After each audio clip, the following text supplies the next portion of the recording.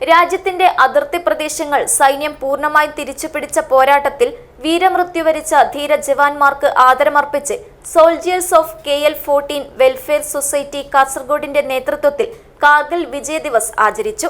Trikaripur government vocational higher secondary school ഓഡിറ്റോറിയത്തിൽ പ്രത്യേകമൊരുക്കിയ യുദ്ധസ്മാരകത്തിൽ സന്ദീപ് വാര്യർ MLA നേതൃത്വത്തിൽ പുഷ്പാർച്ചന നടത്തിയാണ് ഓപ്പറേഷൻ കാർഗിൽ വിജയ് ദിവസ് ആചരിച്ചത്.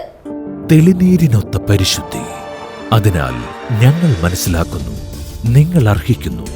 ബിന്ദു ജുവല്ലറിയുടെ അതുല്യമായ ആഭരണങ്ങൾ. ബിന്ദു ജുവല്ലറി, കാസർഗോഡ്, സുള്ളിയ.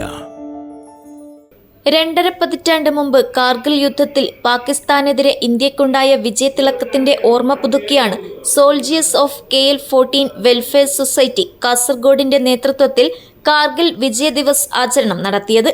കാർഗിൽ യുദ്ധത്തിൽ പങ്കെടുത്ത 8 ജവാന്മാരെ ചടങ്ങിൽ ആദരിച്ചു. Subedar Sasidharan, Subedar major Anilkumar, Subedar major Biju P. Nair, Naib Subedar Valsaraj, Havildar P. Thampan Nair, petty officer MKV Rajesh, Havildar VV Santhosh, Subedar major Cheriyan എന്നിവരെയാണ് Thrikkaripur government vocational higher secondary school ഓഡിറ്റോറിയത്തിൽ നടന്ന അനുസ്മരണ ചടങ്ങിൽ സന്ദീപ് വാര്യർ MLA ആദരിച്ചത്. 3 തവണ യുദ്ധമുഖത്ത് ഇന്ത്യൻ സൈന്യത്തിനൊപ്പം പോരാടിയ തന്റെ പിതാവിന്റെ ഓർമ്മ MLA ഉദ്ഘാടന പ്രസംഗത്തിൽ പങ്കുവച്ചു. ഇന്ത്യൻ ആംഡ് ഫോഴ്സിനോട് കടപ്പെട്ട ഒരു മനുഷ്യനാണ് ഞാൻ. അതുകൊണ്ട് ആംഡ് ഫോഴ്സസ് എന്ന് പറയുന്ന ഒരു കുടുംബത്തിന്റെ ഭാഗമാണ്. ഞാൻ കഴിഞ്ഞ വർഷം ദ്രാസിൽ പോയിരുന്നു. അവിടുത്തെ കാർഗിൽ യുദ്ധസ്മാരകത്തിൽ പോയി അവിടെ ആദരാഞ്ജലി അർപ്പിച്ചിട്ട് ഞാൻ ഇങ്ങനെ ഓർക്കുകയാണ്. സമയത്ത് 99-ൽ കാർഗിൽ യുദ്ധം ഉണ്ടായ സമയത്ത് ഞാൻ നിങ്ങളെപ്പോലെ ഒരു കോളേജിൽ ചേർന്ന വിദ്യാർത്ഥിയാണ്. വളരെ ആശങ്കയോടും അതേസമയത്ത് അഭിമാനബോധത്തോടും കൂടിയിട്ടാണ് ഓരോ ദിവസത്തെയും വാർത്തകൾ നമ്മൾ കണ്ടത്. ഞാൻ കാർഗിൽ പോയപ്പോഴാണ് മനസ്സിലായത് എങ്ങനെ എത്ര ധീരമായിട്ടാണ് നമ്മുടെ സൈനികർ പോരാടുന്നത്. കാർഗിൽ ആദ്യം രക്തസാക്ഷിയാവുന്നത് ക്യാപ്റ്റൻ സൗരഭ് കാലിയാണ്. 22 വയസ്സായിരുന്നു പ്രായം.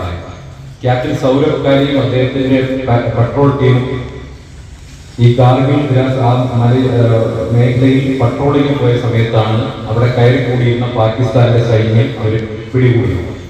22 ദിവസത്തോളം ഇവരെ അത് ക്യാപ്റ്റീവായിട്ട് സൂക്ഷിച്ചു. ജനീവ കൺവെൻഷൻ പറയുന്ന എല്ലാ യുദ്ധ നിയമങ്ങളെയും അതിലംഘിച്ചുകൊണ്ട് 22 ദിവസം ഇവരെ ഇന്ത്യയെ അറിയിക്കാൻ കടന്നുകാരാക്കി തിരിച്ചു വെച്ചു. ഈ ക്യാപ്റ്റൻ സൗരഭ് കാലിയുടെ നേതൃത്വത്തിലുള്ള ഇന്ത്യയുടെ സൈനികർ ക്രൂരമായ പീഡനങ്ങൾ, മനസ്സാക്ഷിക്ക് നിരക്കാത്ത പീഡനങ്ങൾ ഏറ്റുവാങ്ങിയിട്ടും നമ്മുടെ രാജ്യത്തിന്റെ ഒരു രഹസ്യവും വിട്ടുകൊടുക്കാൻ തയ്യാറായി വരുമാനമല്ല. സൗരഭ് കാലിയുടെ മൃതദേഹം നമുക്ക് തിരിച്ചു കിട്ടിക്കൊണ്ടെന്ന് മനസ്സിലാക്കണം. അദ്ദേഹത്തിന്റെ മൃതദേഹത്തിൽ കണ്ണുകൾ ഉണ്ടായിരുന്നു.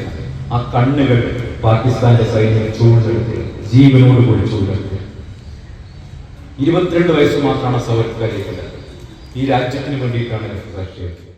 ചടങ്ങിൽ soldiers of KL-14 president E. Sasidharan അധ്യക്ഷത വഹിച്ചു. Secretary Biju P. നായർ, ഗ്രാമപഞ്ചായത്ത് അംഗം ഫായിസ് ബീരിച്ചേരി, സ്കൂൾ മുഖ്യാധ്യാപിക EK Baija, PTA president UP Sherif, soldiers of KL-14 admin Shazeen Chandran എന്നിവർ സംസാരിച്ചു. ചടങ്ങിൽ SPC, junior red cross, scout and guides തുടങ്ങിയ വിഭാഗങ്ങളിലെ വിദ്യാർത്ഥികളും സോൾജിയേഴ്സ് ഓഫ് KL-14 അംഗങ്ങളും കുടുംബാംഗങ്ങളും പങ്കെടുത്തു. പായസ വിതരണവും നടന്നു. ഉറുമീസ് തൃക്കരിപ്പൂർ, ന്യൂസ് ബ്യൂറോ, ചെറുവത്തൂർ.